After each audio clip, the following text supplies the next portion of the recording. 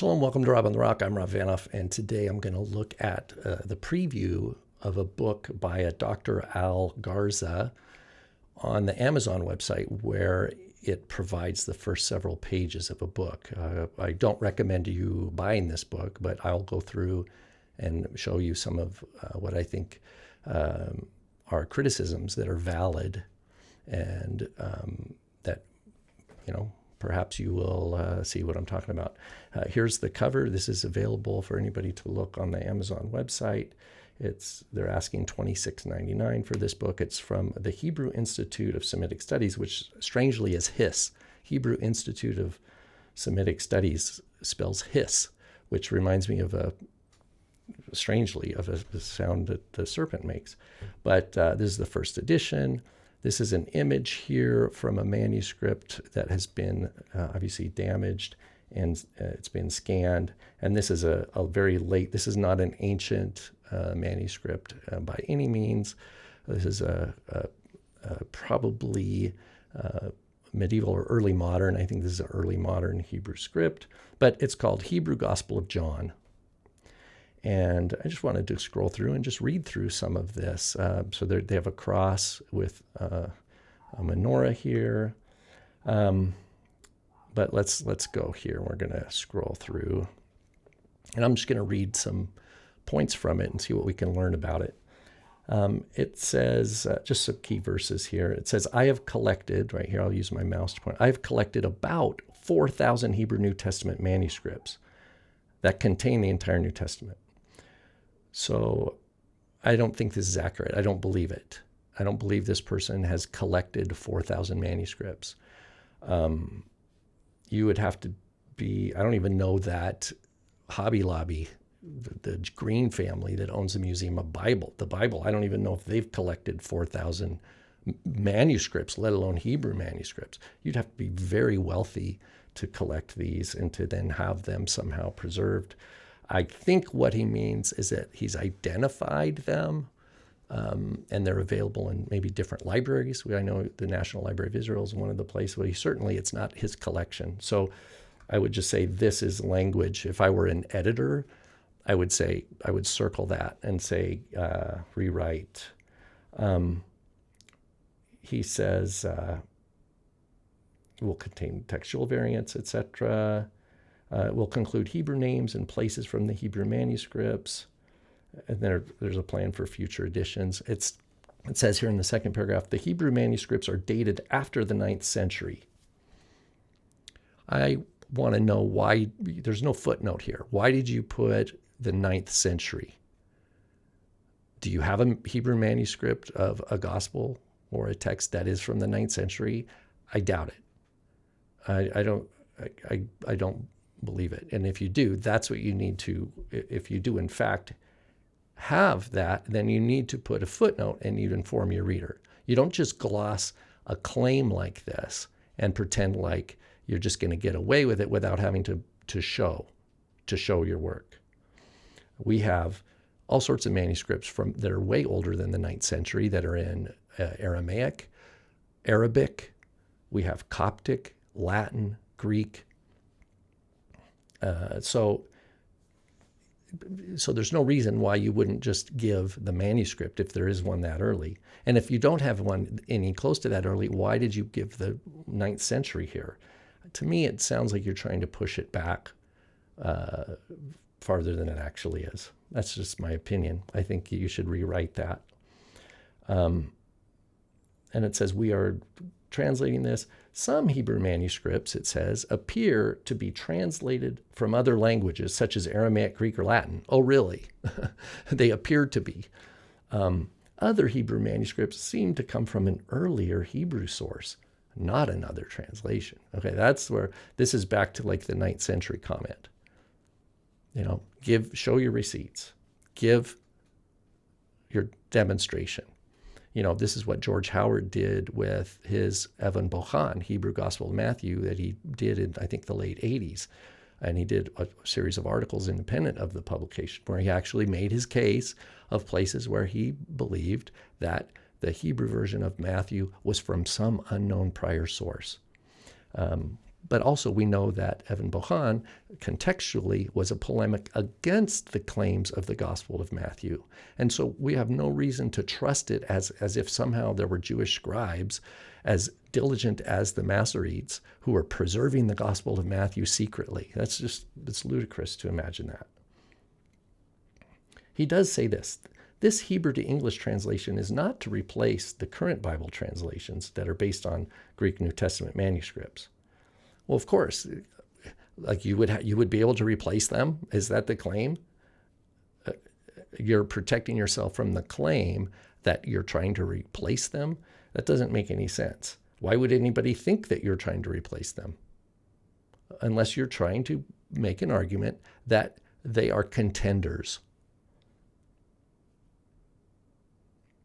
I used to quote Yeshua-Jesus from the New Testament Greek text as if he said it in Greek.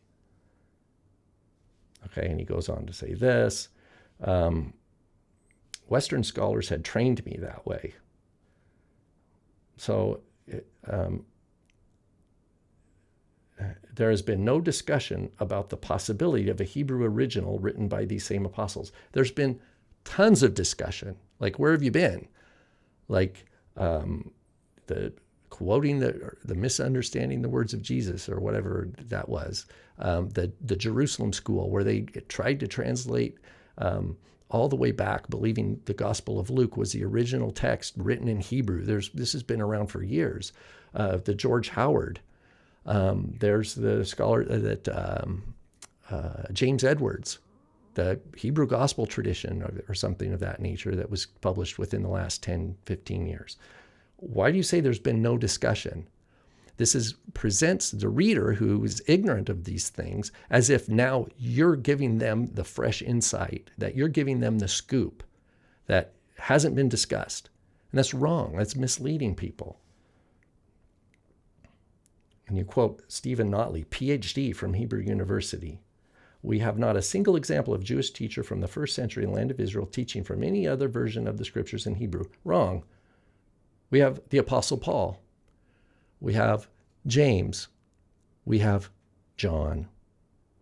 They're all citing from their own translations of English, or not English, of the Hebrew into Greek, or from a version of the Septuagint, because the text was fluid.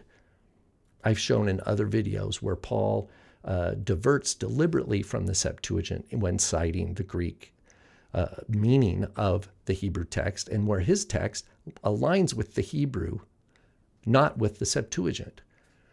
This is silly. Just because this Notley has his PhD doesn't mean what he's saying here is accurate. Here's another one. There is no evidence that any rabbi in the land of Israel in the first century used or quoted from the Greek Septuagint. Saul of Tarsus. Yeah, Saul of Tarsus, who studied under Gamaliel. And we know if you give any credence to the rabbinic text later, which it sounds like you do, that preserve a tradition that the family of Gamaliel studied Greek and taught Greek. We have Greek inscriptions throughout Beth Shearim and in first century Jerusalem that are Jewish Greek. We have inscriptions in mosaics from the land of Israel synagogues. Now, granted, those are from after the first century, but they are Greek nonetheless, and they're from the rabbinic era. So the use of Greek was part of Jewish culture past the destruction of the temple. And we can even find examples in the Talmud where Greek language, like one example is understanding hadar, the word for one of the species for Sukkot. One rabbi interprets it as the Greek word hudor, water. There is Greek and Latin peppered throughout the rabbinic literature. So this is troubling, the way it skews the presentation.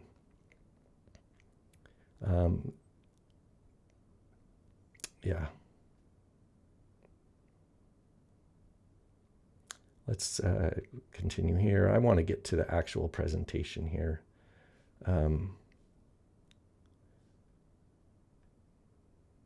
So here we have a list of the main manuscripts used for this translation. So they're given alphabetical names with the name. So you can look, I believe all these are available you can look at scans online and look at them yourselves.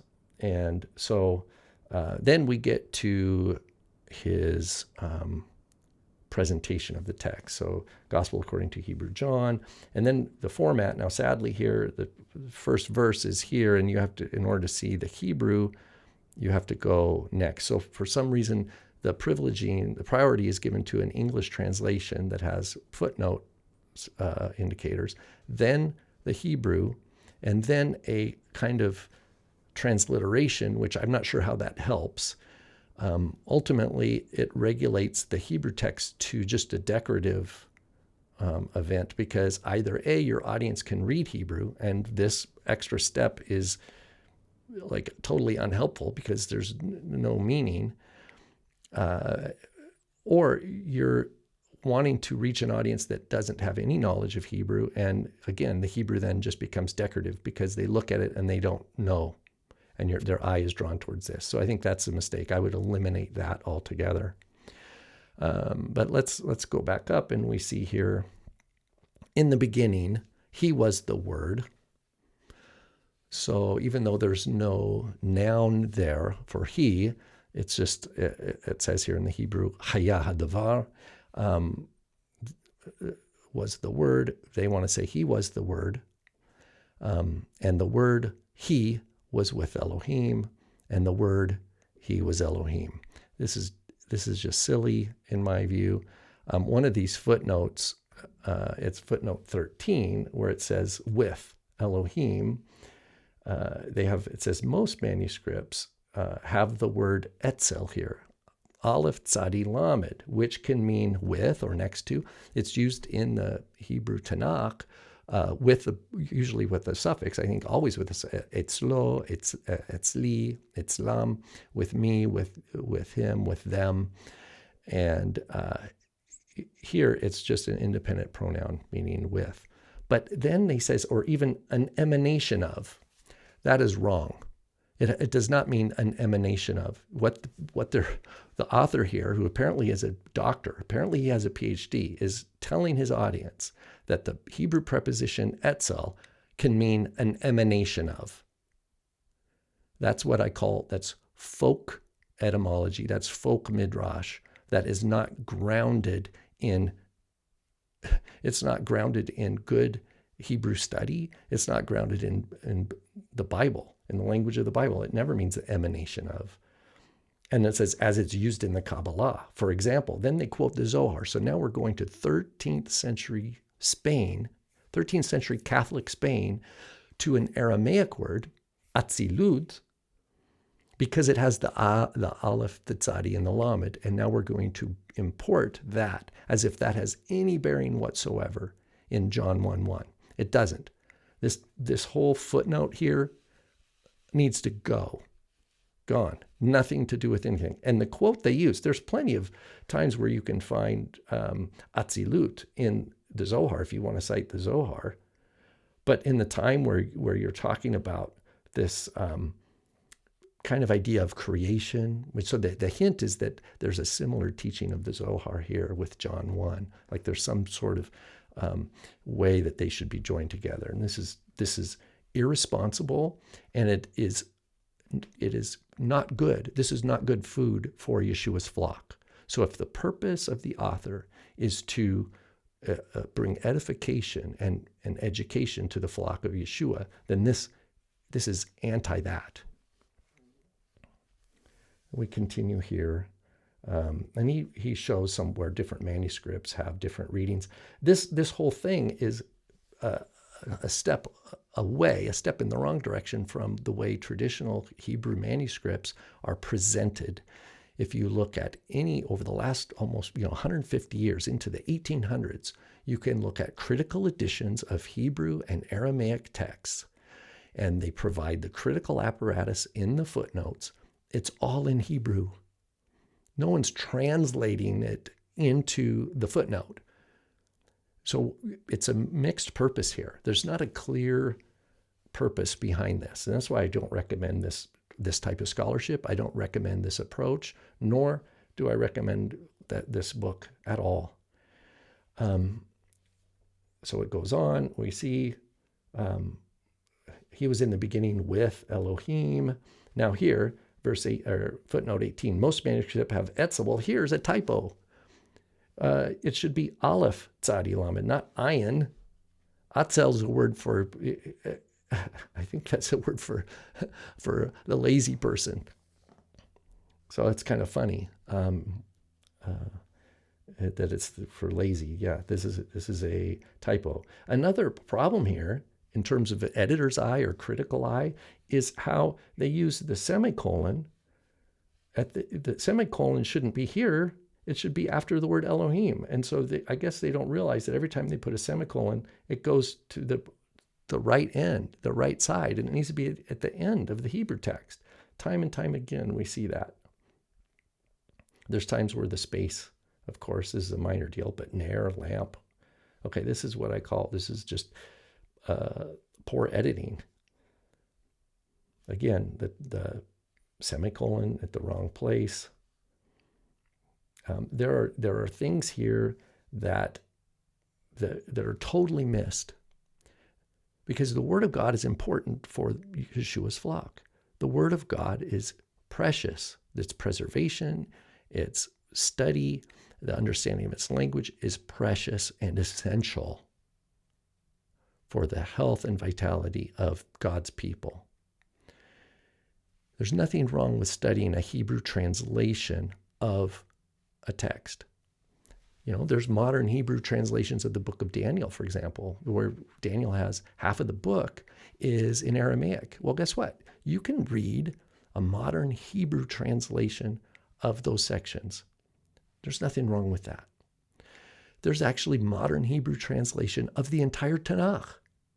So you can read the book of Genesis in Hebrew, but it's not the text preserved by the Masoretes. Rather, it's an interpretation in the modern Hebrew language, because that's how much of a gap has happened over the years between the ancient Hebrew and modern Hebrew, that the whole Hebrew Bible could be interpreted and translated again into Hebrew. That's like translating Shakespeare into modern English. Imagine that. That's what we're talking about. There's nothing wrong with that kind of adventure. So my criticism of that aspect of this book is not on that facet. There's no problem with presenting a Hebrew text, saying this is a translation, but to give it some sort of, like, to hint that it has some sort of authority, or that it's going to somehow help us understand Yeshua's words, that's a dangerous claim to make. That's a very, very dangerous claim to make.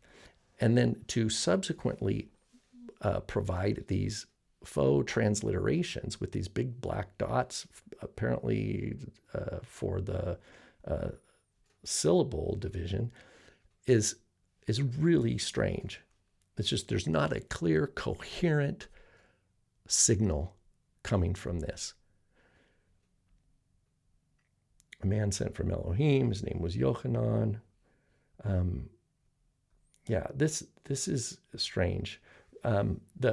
The overtake it, did not overtake it, that conceals the Greek, the beauty and importance of the Greek text of John chapter 1 is not even referred to in any of these footnotes. How this text refers to or interacts with Greek or any other translation. There's another typo here in note 24. Text K has Yod Vav Lamed Tav Aleha, and it looks like that should be a het. It's hard to read. It should be a hey. It looks like maybe there's a typo there. I can't see it well enough. But I can tell you that this word's wrong. Is it Yochelet maybe? Or Yecholet? I don't know, but this is the wrong word. This is the wrong word here. So let's continue on here. There's times like this. For example, verse 9. It says that was the light of truth, and they put a capital L, But remember, Hebrew doesn't have any capitals, so that's an interpretive move, which lights every man that comes into the world. That's not even a translation of the Hebrew here. The Hebrew says, Hu or emet, he is the true light, asher ba la'olam, which has come into the world. So asher ba la'olam is a prepositional phrase for or emet. It's a relative clause that is modifying or emet. Why do you have comes into the world modifying every man? Like if you're a PhD in Hebrew, then this is I don't understand. This makes no sense. This doesn't fit. The translation should be Hu or emet, he is the true light, asher ba la'olam, the true light which has come into the world. L'ha'ir l'kol adam, to give light to every man. So there are places here, like with even 1:1, John 1:1, where your English translation is a butchering. It's like you're not even attending to the Hebrew text. I don't understand it.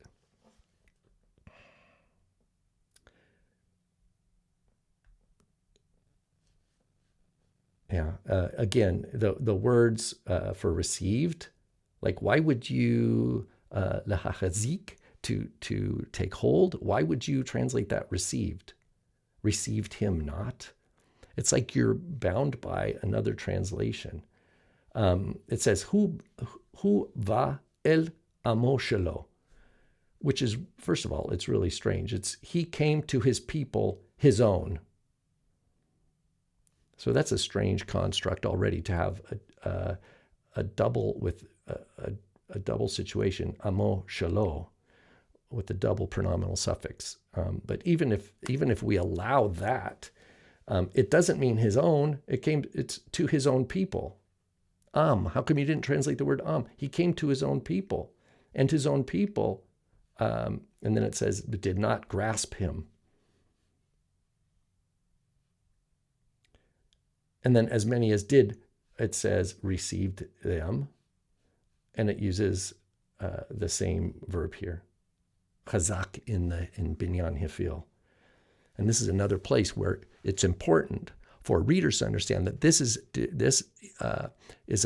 a smoothing over of core critical differentiation that is happening at the level of the Greek text. In other words, this Hebrew text that you're presenting here smooths over crucial and beautiful and wonderful differentiation in the Greek text of John. And you're not informing your reader of that. So I'm questioning, do you even know? Do you even know Greek? This is not good.